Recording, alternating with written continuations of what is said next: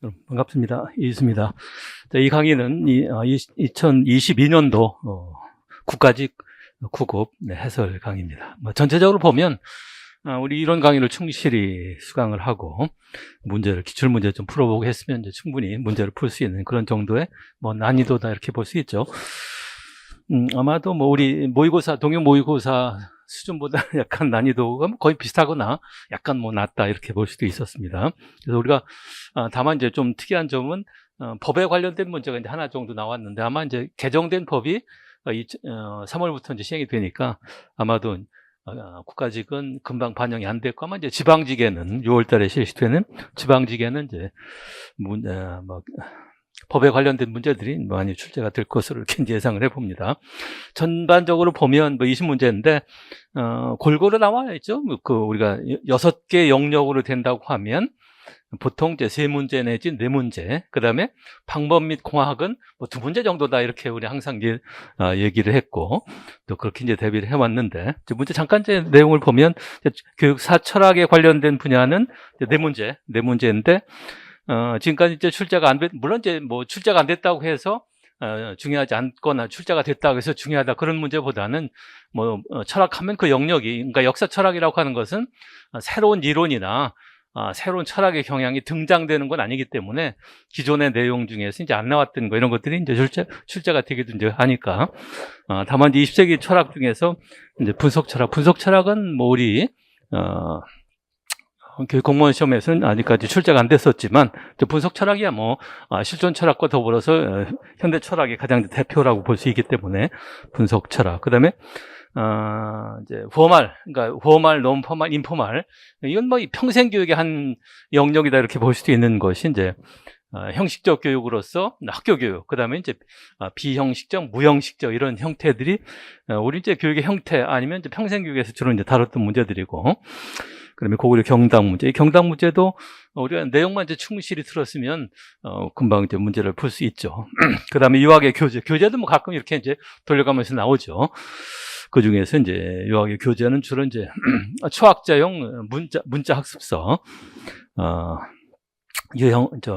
정략용 문제, 정략은 워낙 이제 유명하기 때문에 출제 가능성이 높다 이렇게 볼 수도 있었고, 그러면 심리학하고 이제 상담의 영역에서는 상담 문제는 안 다뤄졌고, 국가직은 전반적으로 보면 작년에도 마찬가지고 상담에 관련된 건 잘 안 나오는데, 심리학에 관련돼서는 이제 프로이드의 성격 구조, 프로이드 거, 그 다음에 에릭슨 거 이 두 가지가 이제 중요하죠. 성격 이론에서는. 그다음에 관찰학습의 프로세스 중에서 이제 파제 관련된 문제, 그다음에 행동주의 학습 이론, 조건화설이죠. 고전적 조건화설, 파블로프 이론의 근거를 둔 거. 그다음에 사회학하고 이제 평생교육에 관련된 문제는 보통 3문제, 4문제 이렇게 나올 수도 있는데, 반드시 이제 평생교육과 관련된 문제는 등장이 되지만, 교육의 사회적 기능, 그 다음에 평등화론, 교육을 통해서 사회평등을 이제 실현할 수 있느냐, 아니면 불평등을 심화시키느냐, 아니면 별 효과가 없느냐, 이런 3가지 관점들이 있는데, 기능론적인 관점이라고 하는 것은, 주로 이제 교육을 통해서 사회평등을 이제 실현할 수 있다, 이런 이제 관점이기 때문에, 공문제. 그다음에 학점 인정제는 이제 법에 관련된 학점 인정제는 물론 이제 학점 인정제에 관련된 법도 있고 주로 우리 평생교육법에 보면 뒤에 이제 학력이나 학점이 인정되는 그런 이제 경우도가 있었죠. 법의 규정에. 그다음에 교육 과정하고 이제 평가에 관련된 문제는 이제 평가에서는 이제 2가지 문제. 요새 이제 평가가 제일 중요하기 때문에 평가 문제. 평가 도구의 구비 조건, 신뢰도 타당도 문제는 워낙 이제 잘 다뤄졌고 이제 매번 나오는 이제 문제고 중요한 문제이기 때문에. 그다음에 준거에 따른 평가. 그러니까 우리가 평가 유형을 나눌 때 시점에 따라서 나누는 거, 진단, 형성, 총괄. 그다음에 기준, 준거에 따른 평가. 그래서 기준 참조, 준거 참조. 그다음에 최근에 등장된 성장 참조, 능력 참조인데 이제 성장 참조에 관련된 걸 우리가 정확하게 이해하면 금방 이제 문제가 해결이 됩니다. 그다음에 교육과정 유형에서는 한꺼번에 교과 중심이냐, 경험 중심이냐, 학문 중심이냐, 인간 중심이냐 하는 문제가 이제 한꺼번에 다뤄졌고, 그다음에 방법 및 공학에 관련돼서는 요새 추세가 공학에 관련돼서는 주로 이제 매체니까 U러닝에 관련된 거, E러닝, M러닝까지 나왔고, 그다음에 U러닝, 유비쿼터스 러닝 그러죠. 그다음에 협동학습도 이제 뭐 집단 조직을 어떻게 하느냐 이런 문제, 동주 집단이냐 이질 집단, 요것만 이제 정확하게, 그러니까 우리가 강의 내용에서 충실히만 이해를 하면 문제 푸는 데는 그렇게 어려움이 없었습니다. 그다음에 지도성 문제는 뭐 매번 이제 문제가 되지만 이제 변혁적 지도성, 80년대 등장된 변혁적 지도성이야말로 오늘날 최근에 가장 이제 대표적인 지도성 문제니까. 그다음에 평생 교육 정책 모형 뭐 매번 이제 돌려가면서 나오는 문제니까 합리적 모형, 만족한 모형, 점증 모형, 혼합 모형, 그다음에 최종 모형, 쓰레기통 모형, 이런 모형들에 관련된 문제. 그다음에 과학적 관리론 하면 요 똑같은 문제가 과거에 임용 문제에서 나왔던 이런 문제인데, 그러니까 테일러에 의해서 확립된 과학적 관리론을 학교 현장에 적용했던 사람이 프랭크 보비트죠. 그래서 보비트의 네 가지 그 특징, 학교 행정에 적용했던 과학적 관리론의 특징. 그러면 학교 풍토론, 요게 이제 그동안 안 나왔던 문제인데, 풍토론, 우리는 뭐 책에서는 다뤄져 있지만, 이건 이제 여러 가지 논란이 되기 때문에 잘 안 다뤄졌는데, 그래도 그냥 수정 모형으로서 호야하고 미스켈거, 학교 풍토, 이제 학교의 일종 이제 문화적인 어떤 상황을 얘기하는 거죠. 그러니까 교장 행동과 교사의 행동을 폐쇄적이냐 개방적이냐 이런 네 가지 차원에서 비교를 해서 네 가지 유형으로 이제 학교 풍토를 얘기하는, 이건 주로 교사한테 질문을 OCDQ라고 하는 그런 질문지를 통해서 밝힌 그런 학교 풍토의 유형들. 그다음에 예산 기법은 사실은 품목별, 그다음에 성과주의 이런 예산 제도는 지금 사실은 쓰는 제도는 아니죠.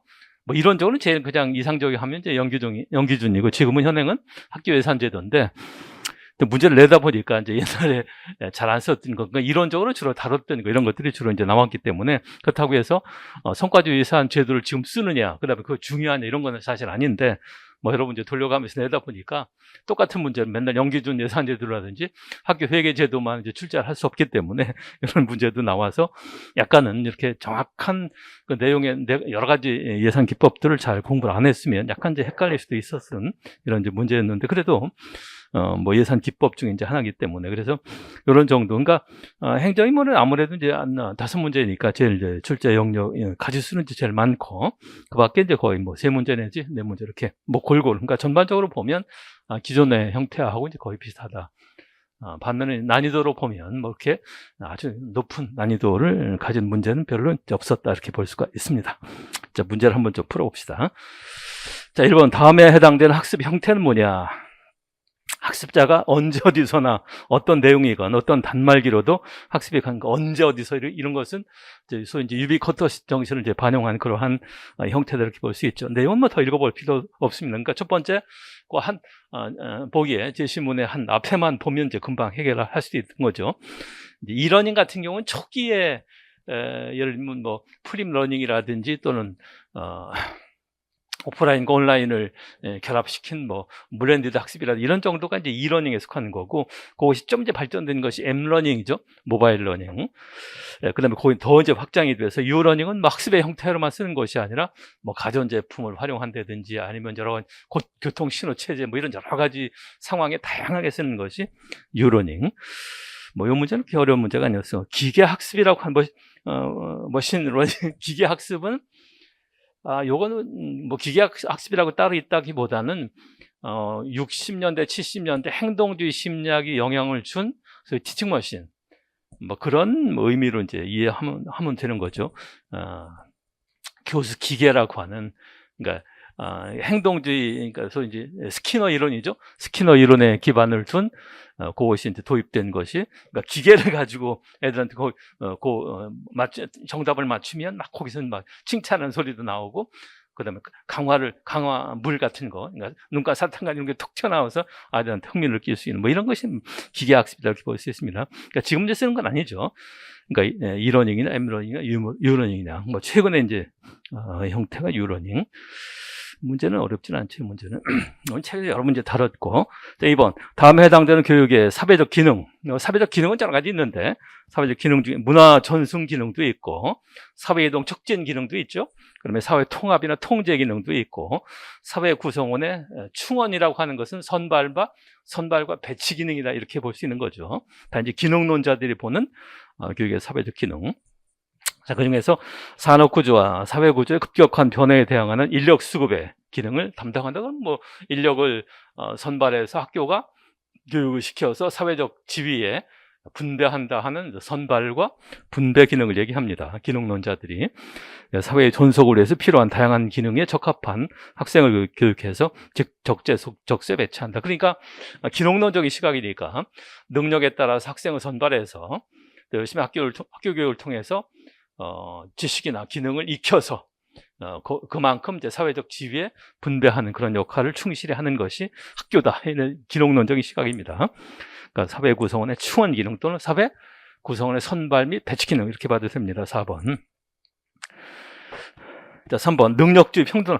자, 우리가 이제 평등화 교육과 평등의 관점을 보면 세 가지 관점이 있다고 그랬습니다. 그러니까 기능론자들이 보면 교육을 통해서 분명히 사회의 불평등을 해소할 수 있다고 하는 평등화론을 주장하는 사람들, 그걸 이제 실증적으로 이렇게 분석을 하고 실증적으로 검증한 사람이 무라바가 당칸 같은 사람이죠. 반면에 갈등론자들은 교육을 통해서 사회 평등이 가능하다, 불가능하다. 차라리 불평등을 이제 심화시킨다, 학교가. 이제 그러니까 부정적으로 보는 거죠. 사회 평등화에 대해서.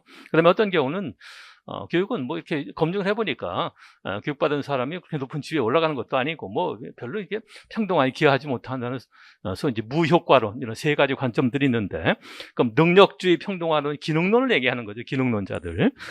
옳지 않은 그 갈등론의 시각을 이제 우리가 여기서 이제 고르면 되니까, 갈등론도 독특한 그 용어들을 쓰니까 뭐 불평등, 재생산 이런 거는 갈등론자들의 주장이기 때문에 1번 지능과 노력의 합을 이제 능력으로 본다. 그러니까 기능론자들 항상 지적인 능력, 그다음에 열심히 노력해서 이런 것을 이제 그러니까 능력을 높여주기 위한, 능력을 높이면 높은 사회적 지위 또는 평등을 가능하게 한다. 이런 논리가 이제 기능론자들. 이번 현대 서구 평등관의 교육 평등관의 바탕이 됐다. 3번 능력에 있어서의 사회 구조적 불평등을 고려했다. 뭐 어차피 사회 구조적 불평등 이런 말은 기능론자들이 쓰는 용어 자체가 아닙니다. 기능론자들은 불평등한 뭐 이런 문제 자체를, 용어 자체를 쓰지 않기 때문에 갈등론의 시각이고, 4번 학교 교육을 대표적인 능력주의 실현 장치로 봤다. 그렇죠, 기능론. 그러니까 능력주의 하면 이제 기능론자다라고 하는 생각을 하면 이제 금방 갈등론의 시각, 이런 문제를 우리가 정답을 고르면 되니까 3번이 되는 거죠. 갈등론의 논리. 4번 협동학습의 일반적인 원리. 뭐 이것도 이제 그렇게 어렵지 않게 이제 풀 수 있는 문제입니다. 자, 협동학습에서 가장 이제 중요한 개별 책무성. 그래, 한 모듬 4명 내지 5명 한 모듬 안에 이렇게 학생들이 자기한테 맡은 과제는 반드시 자기가 이제 해결을 해야 된다 하는 개별 책무성. 하다가 이제 그걸 해결하지 못하면 옆에 친구들의 도움을 받는 소위 이제 동료 교수의 이런 효과를 가져오는 것이 개별 책무성. 책무성은 책임이란 뜻입니다. 자기가 맡은 과제에 대해서는 자기가 책임지고 그 과제를 수행해야 된다. 못하는 경우는 옆에 동료의 도움을 받는 그러한 도움. 중요하죠. 그게 이제 3번 같은 경우죠. 상호의존성, 긍정적인 상호의존성을 존중한다.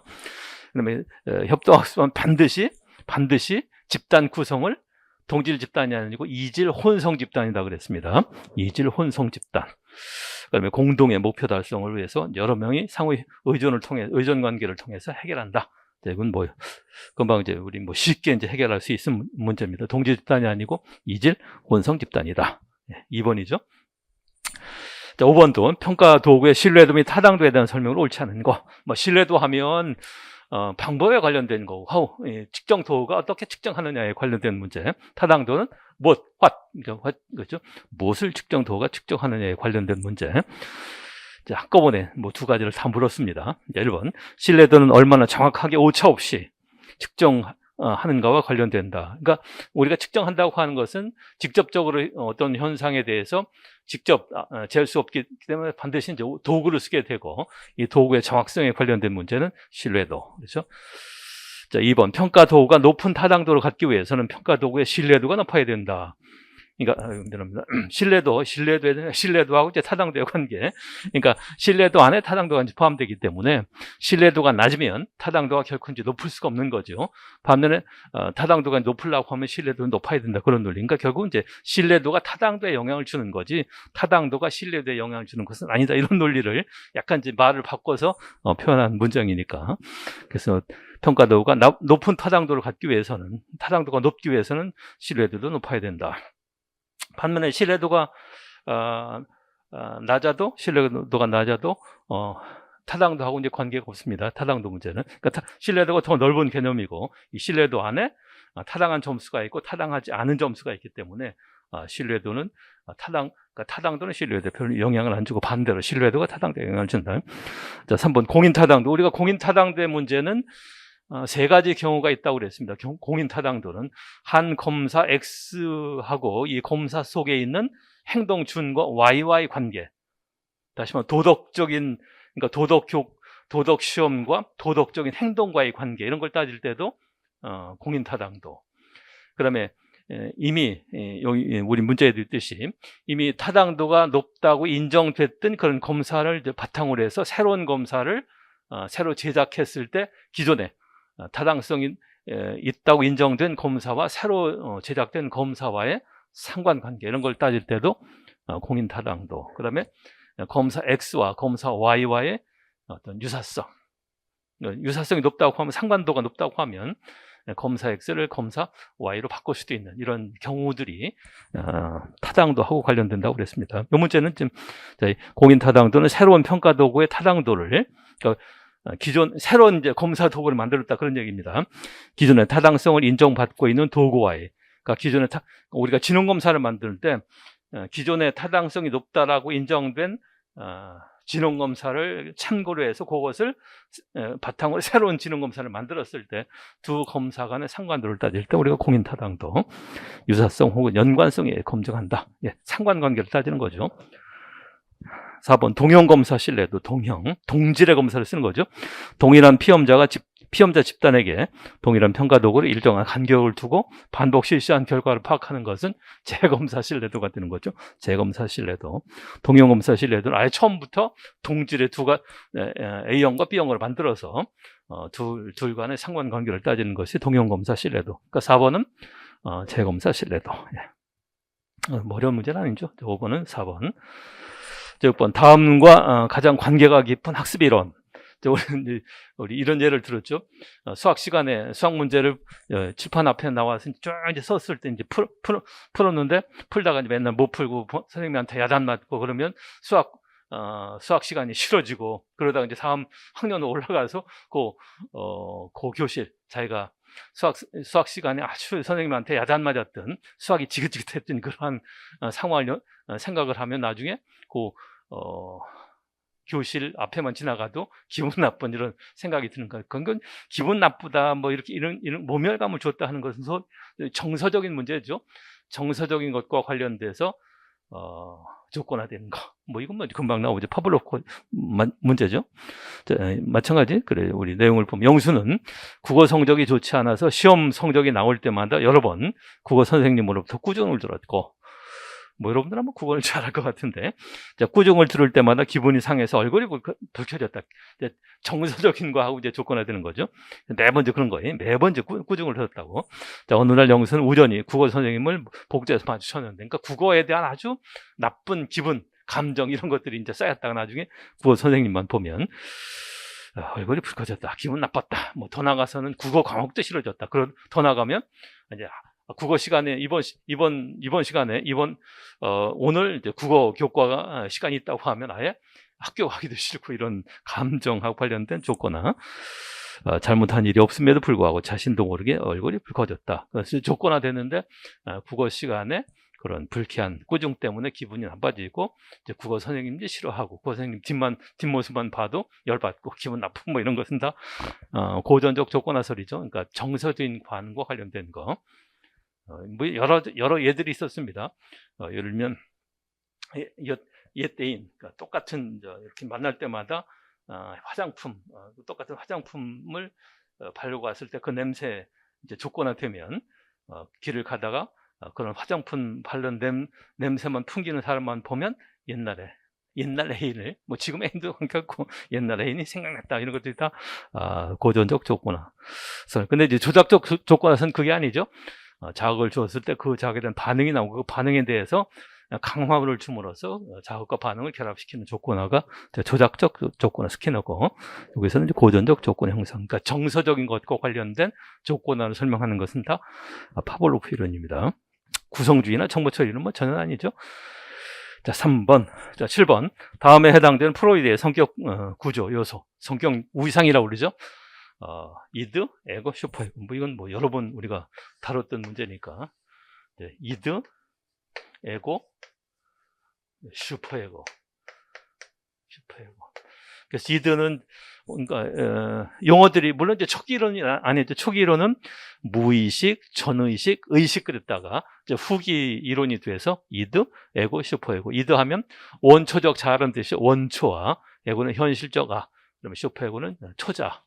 그래서 이드는 본능적인 거, 원래 태어났을 때 가지고 나. 그렇죠. 그다음에 에고는 구순기와 학문기를 통해서, 그러니까 다시 말하면 부모라든지 아니면 형제 자매 접촉 과정을 통해서 형성되는 것이 에고. 그러면 슈퍼에고는 남근기 하면 4살에서 한 6살 정도가 되죠. 남근기 때 동일시 이런 기제를 통해 형성되는 것이 슈퍼에고를 했습니다. 그러니까 슈퍼에고는 도덕적이고 인격적이고 이드와 에고가 지멋대로 행동할 때 그것을 통제하는 그러한 일종의 도덕적인 어떤 이런 것이 이제 슈퍼에고. 자, 도덕적 원리를 추구한다고 뭐 금방 이제 답이 나와야 됩니다. 부모나 양육자로부터 영향을 많이 받는다. 특히 이제 요때 발생된 난건기 때 발생되는 소위 웨디푸스 콤플렉스. 남자애가 엄마를 좋아해야 되는데 아빠 때문에 그 도저히 찹찹한 그런 심정, 여기로부터 나중에 아버지하고 이제 타협하려고 하는 그런 동의시가 양심을 발달시킨다 그랬습니다. 양심과 자아 이상이라는 두 가지 하위 체제, 뭐 그건 뭐 별로 중요한 건 아니에요. 그래서 하여튼 도덕적인 그러면 초자, 초자. 4번이죠, 초자. 8번 반도라의 관찰학습의 단계 중 모델 행동을 언어적 시각으로 부호하는 단계. 그래서 순서로 보면 관찰학습의 순서는 주의 집중이죠. 주의 집중, 그 다음에 파지, 그 다음에 운동재생, 동기화. 관찰학습. 그래서 주의 집중, 제가 좋아하는, 선호하는 그런 어떤 행동에 대해서 집중하고 그 집중한 그 내용을 이미지화한다 그래. 이미지, 표상작용, 이러는 것은 파지 단계. 그러니까 기억하는 거죠. 우리가 파지라고 하는 것은 정보처리 이론에 의하면 파지는 기억한다, 그런 얘기죠. 기억했다가 주로 기억할 때는 언어적인 또 시각적인 형태를 이제 파지한다 그러죠. 우리 일반적인 파지는 그래. 파지는 정보처리 이론에 이제 근거를 해도. 그리고 나서 이제 자기 효능감 이제 높을 때 이렇게 기억했던 것을 한번 해보고, 아빠 앞에서, 친구 앞에서, 뭐 여러 이제 사람들이 모여서, 야, 네가 했던 거, 노래 불렀던 거 한번 해봐라. 그러면 이제 자신감이 있을 때, 그러면 동기화는 이제 내적 동기나 외적 동기, 이런 것들을 다 이제 활용하는 것이 관찰학습의 단계인가. 관찰학습은 행동주의와 인지주의가 결합된 거기 때문에 동기도 내적 동기, 외적 동기를 다 쓴다. 물론 이제 순서도 중요하죠. 중요하고. 그 다음에 제일 중요한 단계 파지나 운동체, 이것도 문제 같아요. 자기 효능감이, 반도라 이론에서 가장 중요한 개념은 자기 효능감이니까, 자신감이 어느 때 작용하느냐 하는 것은 동기와, 물론 여기서는 이제 부호화 단계니까 파지 단계. 기억하는 거죠. 우리가 부호한다고 하는 것은. 자, 10번. 성장 참조 평가. 우리가 이제 평가 유형을 나눌 때는 이제 두 가지 기준이 있다고 그랬죠. 하나는 교사 학습이 이루어지는 과정에서의 평가, 소위 과정평가. 진단, 형성, 총괄. 이것도 이제 하나의 중요한, 물론 형성평가가 제일 중요하지만, 그럼 어떤 기준, 준거에 따른 평가, 그러면 기준 참조 평가, 그리고 흔히 말하는 이제 상대 평가, 그 다음에 준거, 참조 평가, 절대 평가. 그 다음에 이제 두 가지가 더 추가돼서 성장 참조나 능력 참조 이런 문제. 자, 여기서는 성장 참조를 물었습니다. 그러니까 교육과정을 통해서, 교사 활동을 통해서 얼마나 성장했느냐 하는 걸 초점을 두는 거. 그러면 성장을 어떻게 할 수 있냐면, 이전 성적과 이후 성적 간에 얼마나 차이가 있느냐 이런 것을 이제 전제를 한다고 그랬습니다. 교육과정을 통해서 학생이 얼마나 성장했는지에 관심을 둔다. 능력이 중요한 건 아니지, 성장을 얼마나 했느냐. 학업 증진의 기회를 부여하고 평가의 개별화를 강조한다. 그러니까 성장 참조라든지 능력 참조는 개별 학습자를 판단하는 데 중점을 두는 거지, 무슨 상대는 비교를 한다든지 이런 건 아니죠. 자, 이게 이제 디귿 같은 게 중요하다고 그랬습니다. 사전 측정치와 현재 측정치에 상관이 없다고 하는 것은 이전 그러니까 평가하기 전에 이전 성적과 이후 성적 간의 상관이 높다 하는 얘기는, 이전 성적도 예를 들면 98점인데 여기도 99점이다. 그럼 이전 성적이 50점인데 이후 성적은 한 80점이다. 그러면 이 경우는 이전 성적과 이후 성적 간의 상관이 높은 거죠. 상관이 높다고 하는 얘기는, 이거는 성장에 의해서 이루어진 것이 아니라 단지 그냥 능력이 높으니까 이전 성적도 이후 성적도 높아지다. 그러니까 성장이 되는 건 아니죠. 반대로 이런 경우 이전 성적이 50점인데 이후 성적은 80점, 30점만큼이나 향상을 보였다. 그러면 이전 성적과 이후 성적 간은 상관이 낮다, 그런 거죠. 상관이 낮다고 하는 것은 성장이 많이 됐다. 요걸 이제 핵심이라고 한다고 했어요. 하여튼 이게 중요한 거죠. 사전 측정치와 현재 측정치의 상관이 높을수록 그건 성장에 의한 것이 아니다. 그건 능력이 작용한 거다. 그러니까 성장 참조로서는 별로 이것은 의미가 없다. 얘가 이제 성장이 많이 됐다, 이런 얘기입니다. 타당한 결과를 얻을 수 있다 하는 것이 타당하지 않다, 그런 얘기. 신뢰도가 낮다. 이건 이제 신뢰도가 높은 경우, 이게 신뢰도가 낮은 경우, 두 점수 간에 신뢰도가 낮을 때, 상관도가 낮을 때 성장으로서의 의미가 있다 그랬습니다. 그러니까 디귿 같은 경우 이제 우리 잘 그걸 이해해 줘야 되고, 리얼 대학 진학이나 자격증 취득을 위한 행정적 기능, 우리가 4가지 평가 중에서 준거 참조라든지 성장 참조라든지 능력 참조는 검사의 기능은 3가지 있다고 그랬어요. 교수적 기능이 있고 행정적 기능이 있고 상담적 기능이 있을 때, 행정적 기능이 강조되는 것은 상대평가, 기준 참조 평가고, 그다음에 교수적 기능이 강조되는 것은 준거 참조나 성장 참조, 능력 참조 이런 거죠. 물론 이제 뭐 상담적 기능은 심리검사 같은 경우고, 그러니까 리얼은 행정적 기능이 강조되는 평가니까 기준 참조 평가, 이렇게 볼 수 있습니다. 그러니까 답은 1번이네. 기업과 니은이고, 뭐 이것도 이렇게 어렵지 않게 해결이 될 수가 있는 문제입니다. 10번 교육과정 유형에 대한 설명을 옳지 않은 거네. 옳지 않은 거. 경험중심 교육과정은 아동의 성장과 발달에 목적을 둔다. 그렇죠? 진보주의의 교육 철학에 근거한 교육과정 유형, 경험중심. 자, 2번 교과중심 교육과정은 교과중심의 교육과정은 이제 철학으로 보면 본질주의고, 그다음에 이론적인 근거로 보면 형식대화설이죠. 형식대화설. 교사중심의 설명식 교수법을 요구하는 경우가 많다. 맞죠? 3번 학문중심 교육과정은 물론 이제 브루노고 1957년도 10월 4일 날 스푸트니크 사건, 이런 것에 이제 비롯된 우주올 회의, 이게 바로 학문중심 교육과정의 근원이 됐던 거죠. 전통적으로 내려오는 가치와 문화의 전수를 교육과정의 핵심으로 하는 것은 교과중심이죠. 3번은 잘못됐고, 4번 인간중심 교육과정은 개인적 의미와 중요성을 강조하고 전인적 발달을 추구함으로써 학습자의 자신을 돕는다. 그래서 인간중심 교육과정은 70년대 소위 학교의 비인간화, 이런 것들이 강조가 되면서 등장이 된 것이 인간중심 교육과정. 그래서 우리가 교육과정 유형하면 경험중심, 교과중심, 경험중심, 학문중심, 인간중심. 그중에 제일 중요한 것은 학문중심이라고 그랬습니다.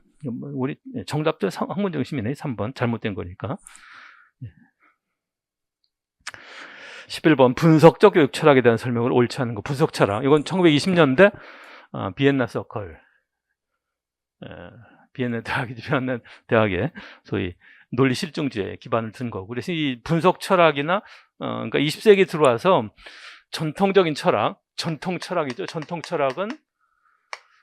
철학에 기반을 둔 것은 뭐 관념론이라든지 관념론이나 실제론 이런 철학의 근거를 두고 그것에 기본 정신 이제 비판하고 나오는 철학이 이제 두 가지 있죠. 실존 철학이 있고 그다음 분석 철학이 있고 분석 철학은 논리 분석 그래서 나중에 이제 언어 분석 철학이 되고 그래서 이제 과학 철학이라고 과학 철학이기 때문에 주로 사실에 관련된 그런 것들이 주로 다뤘던 거고, 그러니까 주로 이제 우리가 쓰고 있는 일상 언어를 이제 분석을 해서 언어의 논리성 이런 것들을 주로 따졌던 것이 분석 철학이었습니다.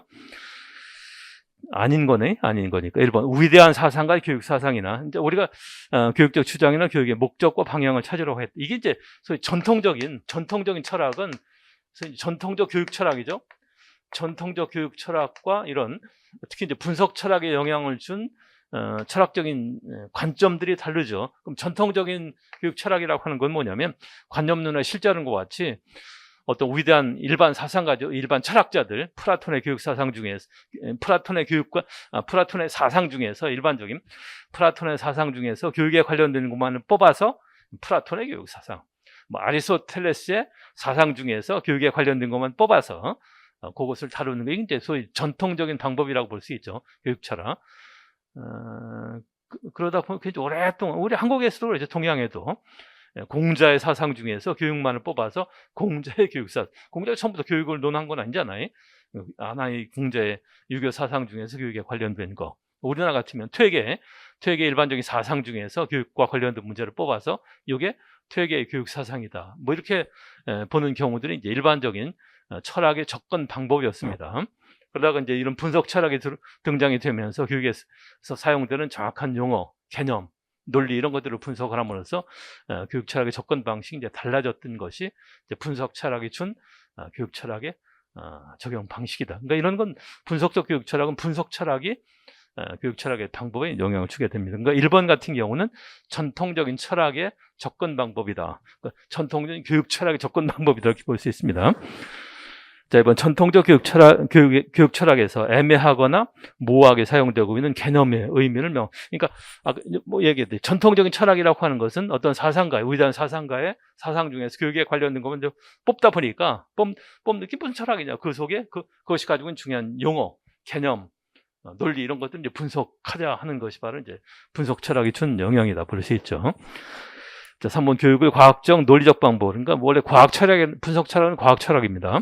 또는 논리 분석 철학이라고 하기도 하고 탐구함으로써 교육 철학을 객관적 체계를 갖춘 독립 학문으로 발전시키려고 했다. 그래서 분석 철학자들이 오코나나 뭐 허스트 이런 사람들이 이제 교육학에 관련된 논쟁을 했던 걸 여러분들 기억하죠. 이제 분석 철학자들이 교육학을 이제 학문적인 체계하는데 이게 사실과학이냐 또는 경험과학이냐 하는 거 가지고 이제 논쟁했던 것이 허스트, 그다음 오코네의 논쟁이었습니다.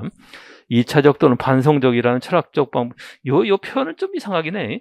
성격상 교육의 가치나 실천의 문제, 물론 이제 분석 철학은 과학 철학이고 과학적으로 검증할 수 없는 부분, 예를 들면 가치나 이런 것들을 이제 빼버리자. 그래서 제일 큰 그 자체가 이제 분석 철학의 문제이기도 한데, 근데 이제 원래 철학의 방법은 2차적 또는 반성적일 수밖에 없죠. 철학이 과학과 같이 구체적인 사실을 뭐 탐구한다든지 자연을 탐구해서 그걸 분석한다든지 이런 건 사실은 철학은 아닌데, 우리 철학이라고 하는 것은 어떤 현실에 대한 나름대로의 사고, 반성적인 사고, 그 속에서 여러 가지 문제점 이런 걸 찾는 것이 원래는 이제 철학이기 때문에 이 표현 자체는 사실 적절한 표현은 아닙니다. 다만 위에 그 뒤에 나오는 교육의 가치, 실천 이런 소위 과학적으로 검증할 수 없는 이런 부분들은 소홀히 했다고 하는 점은 이제 분석 철학의 문제점이고, 또 하나 문제는 우리가 쓰는 이제 언어를 철학의 분석을 대상으로 하기 때문에 우리 언어라고 하는 것이 그렇게 아주 순수하고 깨끗하냐, 철학의 대상이 될 수 있을 만큼 그렇진 않죠. 우리 언어라고 하는 것은 사회의 문화의 또 그 사람의 감정이 이렇게 오염되어 있기 때문에 그런 것을 다 끌어내서 그걸 순수하게 철학의 대상으로 한다고 하는 것이 또 문제가 있다, 이런 이제 문제점을 지적받기도 하는 것이 분석 철학입니다. 그래서 뭐 여러분들 그러니까 분석 철학이 뭐 중요해서 나왔다기보다는 맨날 실존 철학이나 이런 것만, 비판 철학 이런 것만 나올 수도 없으니까 이제 분석 철학도 하고 실존 철학도 문제가 되고 또 비판 철학도 나오고 그러니까 우리가 골고루 공부를 해줘야지 뭐 분석 철학이 나왔다고 해서 추가를 하고 다음번에도 분석 철학이 나온다 이렇게 생각하면 안 돼. 또 철학은 또 새로운 철학이 없으니까 앞에 나왔던 미국의 철학으로서 진보주의, 본질주의, 항존주의, 재건주의도 안 나왔다고 작년에 또 나왔잖아요. 돌려가면서 나오니까. 그 다음에 이제 유럽의 철학으로서 분석 철학, 실존 철학, 비판 철학 또는 이제 포스트 모더니즘, 뭐 요 속에서 계속 이제 바꿔가지고 돌려가면서 나오는 거니까 여러분들은 이제 골고루 다 이렇게 공부를 해주는 것이 이제 필요하죠. 자, 그래서 1번이 이제 분석 철학이 비판하고자 하는 그러한 논리다. 그래서 1번 전통 철학입니다. 자, 12번. 다음에 해당되는 교육 개념은 뭐냐? 정규 학교 교육 체제 밖에서 이루어지는 조직적 교육 활동. 요거는 이제 과거, 지금은 이런 말 안 쓰지만 옛날 80년대까지만 해도 요런 것을 이제 사회 교육이라고 하는 말을 썼습니다. 그러니까 우리나라에서 평생 교육이 70년대 이제 들어오죠. 도입되죠. 유네스코에서 이제 60년대 중반. 그다음 공식적인 유네스코의 용어를 쓴 것은 72년도고 이제 73년도부터 우리나라에도 평생교육이라고 하는 말을 쓰는데, 그러다가 이제 평생교육을 실천하기 위한 법적인 장치가 1982년도 사회교육법이 통과가 되고, 이 사회교육법에서 사회교육을 이런 식으로 이제 표현한 적이 있습니다. 그러다가 이제 99년도죠. 99년도에 들어와서 사회교육법 이제 평생교육법으로 바뀌면서 평생교육의 개념이 이제 지금과 같이 학력 보완 교육이라든지 모내 교육이라든지 이런 것까지 6가지 영역을 다 포함시킨 교육을 평생 교육이라고 이제 썼습니다. 그래서 이거는 사실 사회 교육의 개념이었는데, 어쨌든 우리가 교육에 이제 얼마나 형태를 갖췄느냐, 형태를 갖췄다고 하는 것은 뚜렷한 목적과 내용과 방법과 지혜도가 뚜렷이 갖춰진 거, 이런 것은 이제 형식적 교육이고, 포멀이죠. 포멀 에듀케이션이 흔히 학교 교육이라는 뜻이 학교 교육. 학교 교육이라고 하기도 하고 이제 제도 교육이라고 하기도 하고 정규 학교 교육. 반면에 비형식은 이제 논 포멀 그래요. 논 포멀 에듀케이션. 마치 정규 교육, 학교 교육 이외 조직적인 활동. 그러니까 과거 같으면 일종의 사회 교육의 의미. 지금은 이제 잘 안 쓰죠. 사회 교육이라는 말은 좀 애매하긴 해요. 그래서 일본과 대만, 한국만 썼던 것이 이제 사회교육인데, 유럽에서는 이제 성인교육이라는 말을 쓰고, 이제 지금은 이런 걸 다 포함해서 평생교육이라는 말을 쓰기도 하지만, 그러면 무형식하면 인포멀 에듀케이션. 이건 그야말로 그냥 생활 속에서 자연스럽게, 예를 들면 우리가 길을 가다가 뭐 가정교육 같은 거, 이게 이제 이런 생활 중심 교육, 이런 게 이제 무형식에 해당되고, 우연적인 학습은 우발 학습이라는 뜻이죠. 우리가 이런 게 이제 그러니까 요것과 비슷한 거죠. 무형식 교육과 거의 이제 유사한 개념. 뭐 지하철을 타거나 이제 버스를 타기 위해서 애들이 이제 줄을 쓴다 그래. 스쿨 버스를 타기 위해서 줄을 서야 될 거 아니에요.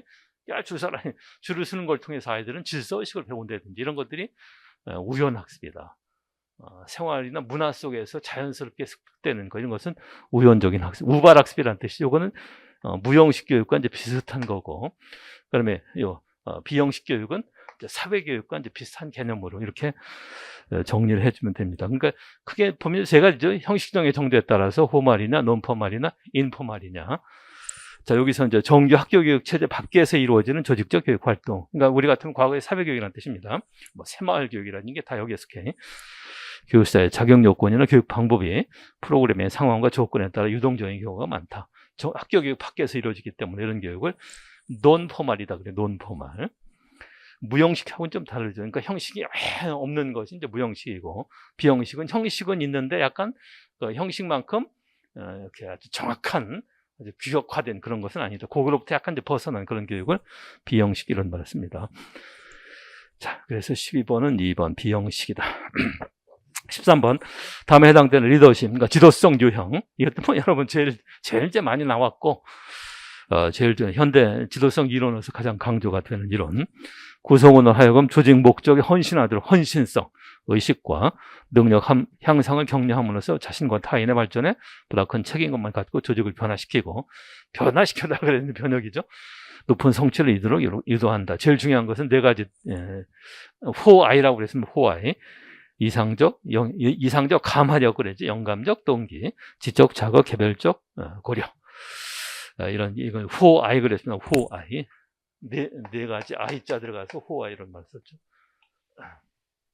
네, 바로 이제 변혁적 지도성. 작년에 이제 문화적 지도성도 나왔었고, 이제 슈퍼 리더십은 셀프 리더를 만드는 이런 것은 이제 슈퍼 리더십이야. 자, 1번. 이제 지도성도 두 가지가 제일 중요하죠. 3차원 지도성, 이제 상황적 지도성, 그다음에 변혁적 지도성. 이 두 가지가 제일 요새 지도성으로 제일 많이 쓴다고 그랬습니다. 자, 10번 고구려의 경당에 대한 설명을 옳지 않은 거예요. 예, 경당. 지방에 설치된 사설 초등 정도의 교육기관이다. 문과 무를 아울러 교육했다. 그래서 송경습사 한다고 그러죠. 송경습사. 송경은 경전을 암송하고 습사는 활속을 일으킨다. 그래서 이런 걸 이제 해석해서 문무일치 이런 말입니다. 문무일치. 그래서 문무일치 교육이 이루어졌던 대표적인 교육기관이 경당, 그다음 화랑도도 그렇죠. 화랑도. 그러면 정규 관학인데도 불구하고 무가 약간 뭐 큰 활동은 아니지만 약간 강예제 같은 걸 두어서 무학 강좌도 이루어졌던 것이 이제 국자감 같은 경우 그렇습니다. 미혼자제를 위한 교육기관이다. 그러니까 미혼자제들이 모여서 경관과 사설을 뒀다 이런 말이 이제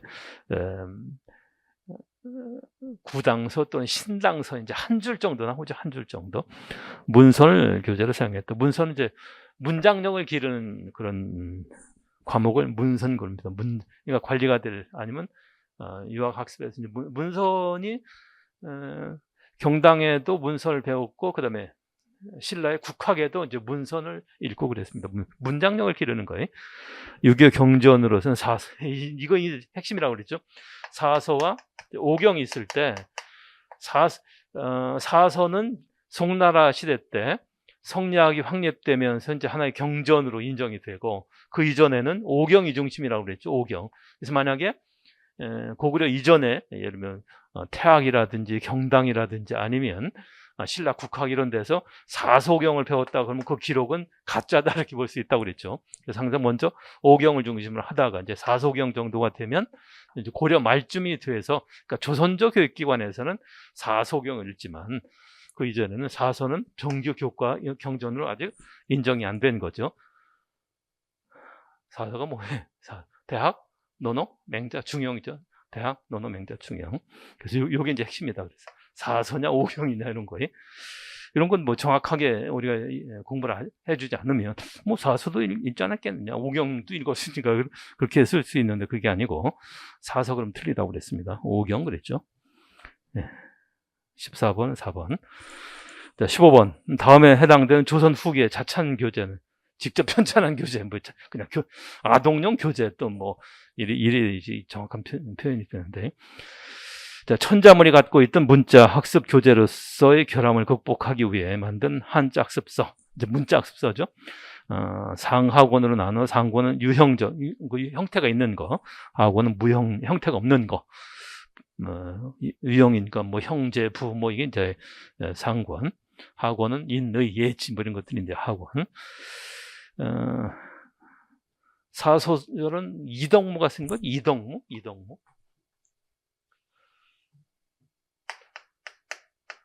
다 실학자의 사소절. 그러니까 선비들이 아주 사소하게 지켜야 될 것, 또 이제 하학이 상달, 하학이 상달.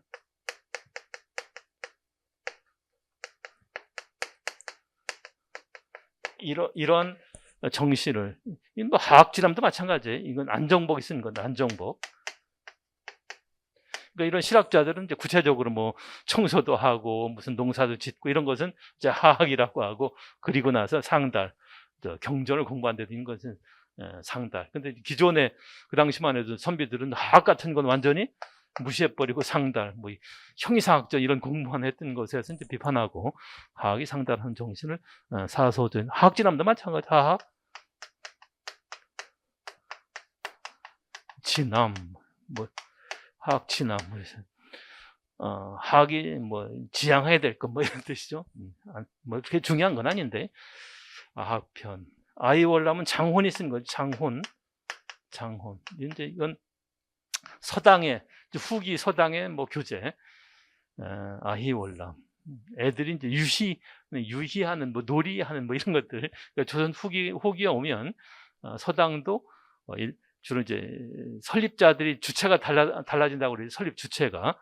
과거에는 양반들이 설립 주체가 됐는데, 조선 후기가 되면 상인, 농민 이런 사람들이 서당을 설립을 하고, 이제 교재도 이런 아이월남 이런 거, 그다음에 각종 이제 여러 가지 뭐 생활에 관련된 거, 그 어떤 특징, 그 지역의 특징에 맞는 여러 가지 활동들 이런 것들을 실제로 이제 서당에 셌던 그런 이름, 장원의 아이월남, 이건 서당에서 썼던 그런 교재 같은 경우입니다. 물론 이제 아학편이지만 나머지도 다 알 필요는 있습니다. 이런 게 잘 문제가 되잖아요. 조선시대 교재, 특히 문자 학습서, 아니면 뭐 애들이 읽는 이제 교재 같은 그런 거예요. 이제 사소절이나 하학진함은 실학자들이 쓴 거고, 이름하고 이제 내용 잠깐 이런 건 알 필요 있습니다. 그다음에 아이월남 장원이 썼던 거, 정약용은 아학편. 2번이 되는 거죠. 2번. 16번, 학점 인정 등에 관한 법률상 교육부 장관이 그에 상응하는 학점을 인정할 수 있는 자에 해당되지 않는 경우, 이건 이제 평생교육법에도 다뤄져 있고, 그 다음에 학점 인정에 관한 법률, 이것도 이제 봐야 되고. 자, 1번, 이번 법이 요 문제가만 나왔는데, 이제 우리 처음에 도입 부분에서 다뤘지만, 6월에 지방직에서는 법에 관련된 문제가 이제 왜 그러냐면, 새로 바뀐 기본법부터 초중등교육법, 평생교육법 중에서 개정된 부분들이 많잖아요. 그런 내용들은 이건 국가직에서 안 나왔다고, 야, 우리 법 중요하지 않다. 법에 관련된 건 작년에 국가직에도 그렇게 많은 문제가 출제가 안 됐습니다. 근데 지방직에는 이제 출제가 많이 되니까 이제 법도 다시 이제 공부를 해줘야 됩니다. 지방직을 공부할 사람들은. 여러분, 외국이나 군사 분계선 이북 지역에서 중등교육이 아니고 이제 대학 이상을, 대학 교육에 상응하는 교육을 마친 사람들은 그걸 이제 인정해 준다 그랬죠. 중등은 아니에요. 요게 이제 틀린 거예요. 중등이 아니고 이제 고등, 대학 교육 이상에 상응하는 대학 교육 정도를 받아야 됩니다. 나머지는 뭐 다 대통령령으로 정하는 자격을 취득하거나 그 자격 취득에 필요한 교육 과정을 마친 자, 뭐 이런 게 많죠. 평생교육에서 고등교육법만 이제 대학교육이고, 평생교육법 제32조 또는 제33조에 따라 시간제 등록, 이것도 다 인정이 되죠, 학점으로. 그다음에 주요 무형문화재 보존 및 진흥에 관한 법률에 따라 국가 무형문화재 보유자로 인정된 사람과 그 전수교육을 받은 사람으로서 대통령령을 정하는 사람, 이런 경우는 학점으로 인정이 된다 그랬죠. 법에 관련된 문제. 자, 1번. 중등이 아니고 대학교육이다. 17번, 정책모형에 대한 설명 옳은 거 이렇게 약간씩 바꿔놨습니다. 호남모형은 합리적 모형과 점적 모형이 합쳐진 거죠. 여기서 뭐라 그랬어요? 호남모형은 만족한 모형 이상주의, 만족한 모형 이상주의는 비현실적인 모형이니까 합리적 모형이죠. 합리적 모형의 이상주의와 그다음에 보수적인 것은 점적 모형이죠. 점적 모형의 보수를 혼합시켜 발전시킨 것이 호남 모형이고. 자, 이번 점적 모형은 인간의 이성과 합리적 행동에 대한 믿음을 바탕으로 가장 합리적인 선택의 대안을 찾고자 하는 것은 점적 모형이 아니고 합리적 모형이 되겠죠. 합리적 모형. 자, 만적 모형은 최선의 결정은 이론적으로 가능할 뿐이며, 그러니까 불가능하다는 그런 얘기죠.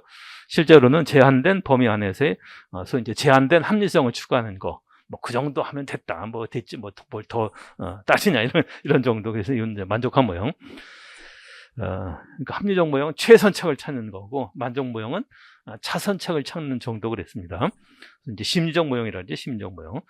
4번 합리적 모형에서는 기존의 정책 대안과 경험을 기초로 약간의 개선책을 약간의 상승된 게 점증 모형이 되는 거죠. 제한된 수의 대안을 검토해서 현실성 있는 정책을 선택하는 것은 점증 모형. 그래서 뭐 약간씩 이렇게 말을 바꿔놓거나 해서 1번, 2번, 4번은 잘못되어 있고 정답은 3번이 되는 거죠. 3번. 자, 18번 모비트가 학교 행정에 적용한 과학적 관리의 원칙을 옳지 않은 거.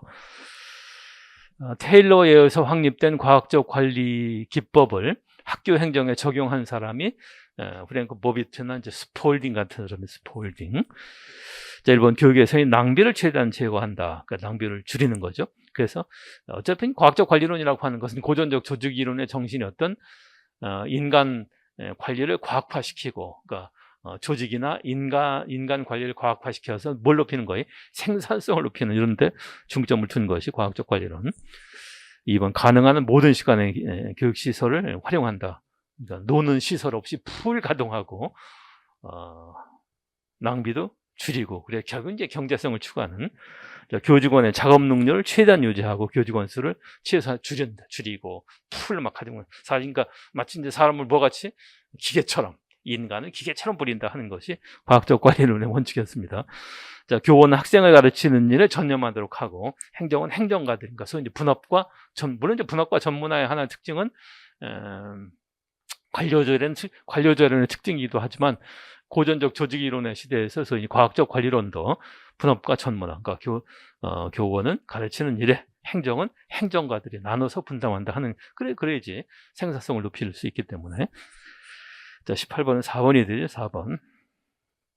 지금 호이와 미스켈, 아마 최근의 교육 행정가 중에서 가장 대표적인 사람이죠. 호이와 미스켈.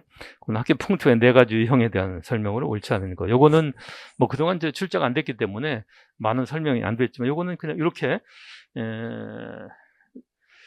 그 학교가 얼마나 어떤 풍토냐, 개방적 풍토냐, 폐쇄적 풍토냐, 무슨 관여형이냐, 무슨 이런 풍토에 대한 것을 알 수 있는 방법이 설문지. OCDQ라고 하는 설문지를 통해서 교사의 행동과 교장의 행동을 이제 구분해서 문항을 64개 문항쯤 되는데, 이 문항을 가지고 누구한테 설문지를 돌리냐면 교사한테 돌려서 네가 볼 때 네 행동은 어떻고 교장은 행동은 어떠냐 해서 그거 가지고 4가지 풍토를, 물론 이제 4가지 풍토가 아니라 처음에 여러 사람들은 이제 여러 학자들이 있습니다. 이런 풍토 설문지를 만든 사람이. 그 중에서 가장 이제 수정된 모형 중에 하나가 호이와 미스켈인데, 뭐 이런 정도입니다. 이런 정도. 우리 교재도 돼 있지만. 그래서 교사의 행동은 이제 교사의 행동이 개방적이냐 폐쇄적이냐. 그러니까 자신이 봤을 때 네 행동은 개방적이냐 폐쇄적이냐.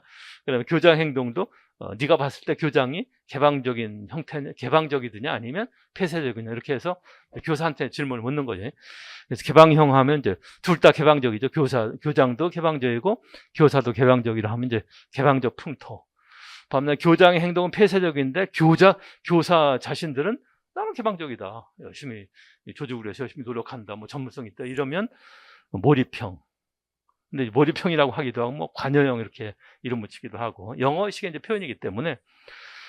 반면에 이쪽은 교사의 행동은 폐쇄적인데 교장은 개방적이고, 이런 경우를 이제 방관형. 그러니까 왜 그러냐면 교사한테 묻는 거 질문지를 교사한테 물으니까 교사 자신이 저기는 자기가 볼 때 자신 이제 방관적이다, 그런 얘기. 반면에 이제 둘 다 폐쇄적이면 이제 폐쇄형, 이런 유형이 학교 풍토 설문제 유형입니다. 문제형이. 그러니까 1번 개방적 풍토. 교장은 교사들의 의견과 전문성을 존중하고, 이 얘기죠. 이제 그림으로 보면 맨 앞에 있는 거, 요걸 개방 풍토. 네. 전문성을 존중하고 교사들은 과업에 헌신한다. 맞죠? 개방적이니까. 둘 다 이제 개방적이다. 폐쇄적은 둘 다 이제 폐쇄적인 것. 교장은 일상적이거나 불필요한 잡무만을 강요하고, 폐쇄적이니까 교사들은 업무에 대한 관심과 책임감이 없다. 뭐 이런 학교는 가장 이제 나쁜 교육 풍토, 학교 풍토고. 몰입 풍토. 교장은 효과적인 통제를 시도하지만, 그러니까 교장 행동은 폐쇄적이다 그러죠. 반면에 교사들은 낮은 전문성, 교사는 낮은 전문성이 아니라 높은 전문성, 높은 전문성으로 이제 업무 수행에 그친다. 몰입풍토. 자기가 교사한테 물었으니까 자기는 개방적인데 교장은 폐쇄적이다. 자, 4번 일탈풍토. 요 밑에 이쪽 세 번째 했던 거죠. 교장은 개방적이고 지원적이지만 교사들은 교장을 무시하거나 무력화하고 하려 하고 교사 간 불화와 편견이 심하다. 교사들은 폐쇄적이다 이런 뜻이죠. 폐쇄적이다. 그래서 몰입과 이제 일탈이 약간 이제 헷갈릴 수도 있는 몰입과 일탈. 그래서 요 용어들은 몰입이라고 하기도 이제 관여형 이렇게 번역하기도 합니다. 그러면 일탈형 하면 이제 방관형이라고 하기도 하고 그래서 여기에 관련된 문제가 이제 출제가 됐습니다. 그러니까 잘못된 거니까 3번이 몰입형. 이제 학교 예산 편성 기법도 우리 잠깐 처음 도입 전체 이제 맥락을 얘기할 때 사실 뭐 성과주의 예산 제도라고 하는 것이 지금 뭐 쓴다든지 이제 중요한 예산 기법도 아닌데 이제 뭐 돌려가면서 품목별이냐 성과주의냐 아니면 기획 예산 제도냐 아니면 연기선 예산 제도냐 아니면 학교 회계 예산 제도냐 이런 여러 가지 예산 기법들이 있으니까 그 중요한 특징들은 좀 기본적으로 알고 있어야 됩니다. 자, 달성하려는 목표와 사업이 무엇인가를 표시하고 이를 달성하는 데 필요한 비용을 명시해주는 장점이 있다. 예산 관리에 집중해서 계획을 소홀히 하거나 회계 책임이 불분명한 단점도 있다. 그래서 이건 중요한 건 아닌데 어쨌든 성과주의.